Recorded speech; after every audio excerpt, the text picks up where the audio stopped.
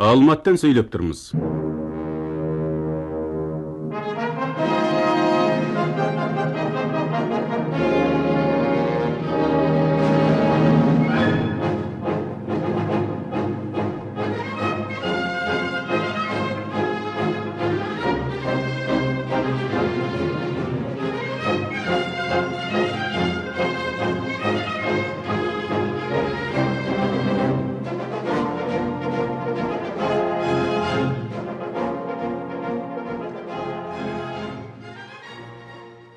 Тарыдай болып кіріп, таудай болып шыққан менің қара шаңырақ ұлттық арнам.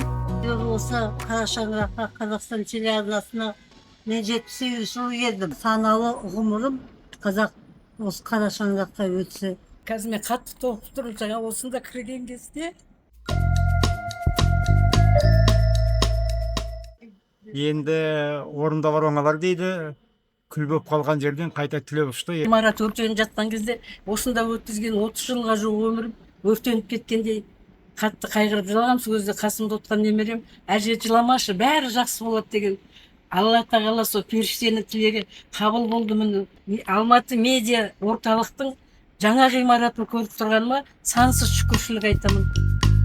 Ұлттық арнаның Алматы орталығы 4 жылда қайта жаңғырып, аумағы 8493 шаршы метр мынандай заманауи ғимарат пайда болды. Алматының зиялы қауымы менен телевидение ардагерлерін шақырған екен таныстырылымға. Соған кетіп бара жатырмын. О, қандай керемет. Ғажап. Міне біздің қыздар отыр екен. Саламатсыздар ма? Ардагерлерді дұрыссыз кірсек болатын шығар, иә? Рахмет, рахмет.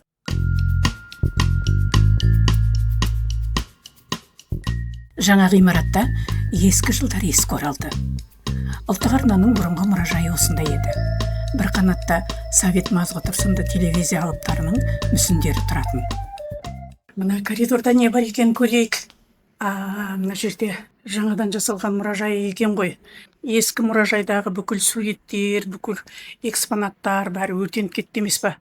Енді мынау жаңадан қойып үлгергендері ғой.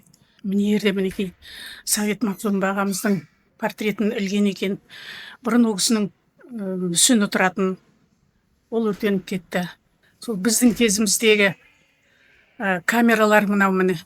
Мынау Қазақ телевизиясының алғашқы дикторы Зұлқия Жұматова осындай заңғар камераларменен жұмыс істедік қой біздер кезінде.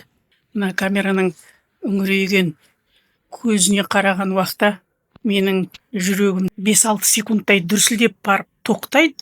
Одан кейін мен камераны ұмытып кететінмін, бар жоғын білмей кететінмін. Қазіргі камералар кішкентай ғана, шағын, көтеріп жүруге ыңғайлы. Мынандай магнитофондар болды, мынандай да магнитофондар болды. Цифрлық бейне микшер. Қазіргілердің қасында салыстырғанда ойыншық болып қалған. Мына кісілер біздің қазақ телевизиясы құрылғалы бері қарай басшылық қызметте болған азаматтар.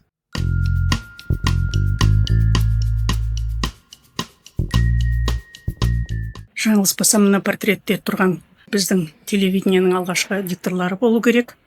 Ал мынау азамат Алматы телестудиясының алғашқы директоры Хамза Әбілғазин деген азаматтың портреті. Радио хабарларын тарату және телевидение комитетін ашу туралы 1957 жылғы министрлер кеңесінің қаулысы.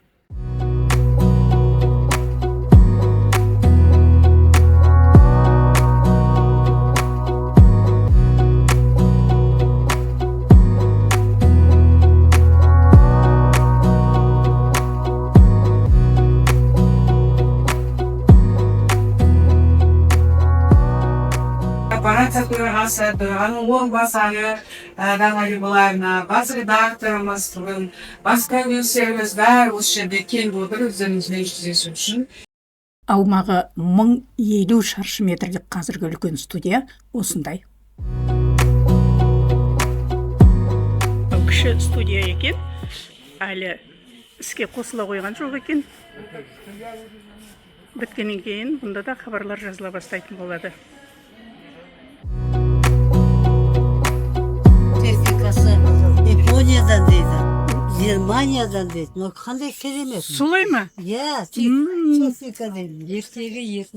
Жапониядан әкелген екен. Біз бұнда қызмет істеп үлгермесек те бұндай техникаменен көріп үлгердік. Көріп үлгердік. Тарихи жағдай шынымен. Иә.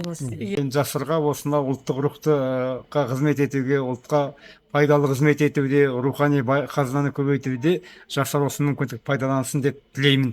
Рахмет Гүлмәри апай. Сіздің шеберлігіңізге, сіздің бұрын экрандағы шеберлігіңе қуансақ, сіздің қазір мына жер әлемді шарлап, әлемнің жақсы жетістіктерін көрсетіп, өзіңіздің шаршамай шалдықпай, то ұшақта кетіп бара жатырсыз, то үлкен кемеде жүзіп бара жатырсыз. Қалай болғанда да сіздің мына кейінгі ол Европадағы ең төр санадан Парижден бастап, онан кейін мына Африканың қайдағы бір бәдеуи жүретін жерінен жақсы нәрселерді тауып, қызық нәрселерді тауып түсіруге мен сізге ризамын. Мен сіздің әлеуметтік желідегі ең үлкен оқырманыңыз, ең көп қарайтын көрерменіңіздің Гүлмәри апай. Аман болыңыз. Ұлттық арна мектебінің қуатымен әлі күнге шеберлік шыңынан түспеген. Бүгінде 7-ші ондықтың бел ортасынан асқан ардагердің өзі Қайнар Олжай сынды журналистика саңлағының жоғары бағасына ие болыпты. Бұл бір адамның ғана емес, тұтас бір шығармашылық мектептің деңгейі. Ал сол мектепте тер төгіп жүрген кейінгі буынның қарымын өзіңіз-ақ таразылай беріңіз. Өзің білесің ғой, Гүлмәрия. Бізде қандай монтажкалар болды, қандай студиялар болды. Ал енді мынадай мүмкіншілікте қандай керемет жұмыс істеуге болады. Техникаға да көп байланысты ғой. Қазақ тілінде, шынымен де өзіміздің тіліміздің дәрежесін көтеретіндей, мәдениетін арттыратындай, сондай бір халықаралық деңгейде дүниеге үлкен бір тамаша, маңызды хабарлар болсын. Мынау үлкен студияның аппаратный екен. Сосын кейін баяғыда естеріңізде ме? Режиссерский пульт. Режиссер төбеде біз астында деп жүгіріп бір студияның өзінде. Енді қазір Алматы медиа орталығы деп атадық, енді қазақ теледидары қара шаңырақты қайта түлеттік қой. Сондықтан ана 5-ші студияда мына жерде интеграция жасалып қосылды, бірге жұмыс істейді. 4 студияның осы жерде мүмкіндігі бар жұмыс істейтін. Сонымен қатар радиомыз қасымызда.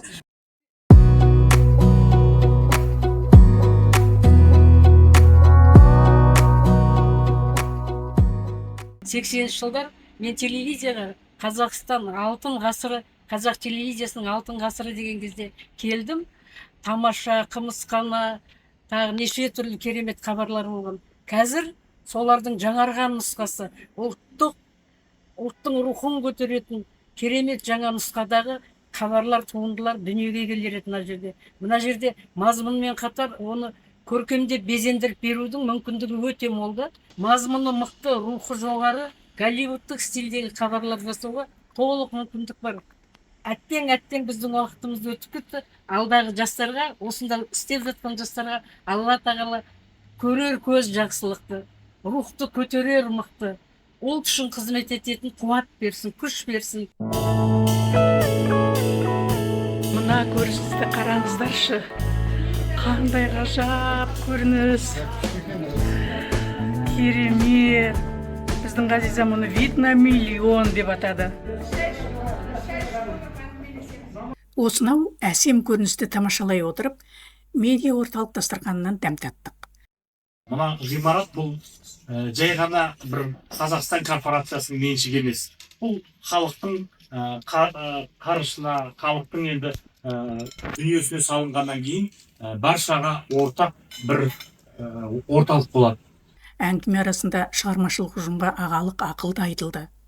80-нің 8-іне қадам жасаған ардагер диктор Ләскер Сейітов ағамыздың тоқты 3 күн экраннан көрінсе, асыл тұқымды қойға айналады деген астарлы сөзі ерекше ойға қалдырды. Бұл экранның адамды танытатын да, сынайтын да, кейде тіпті қолдан тұлға жасайтын да құдіретті күш екенін аңғартатын тұжырым. Көп көріп, көп түйген ақсақал осы арқылы көрермен алдындағы жауапкершіліктің жүгі қашанда ауыр екенін еске салды.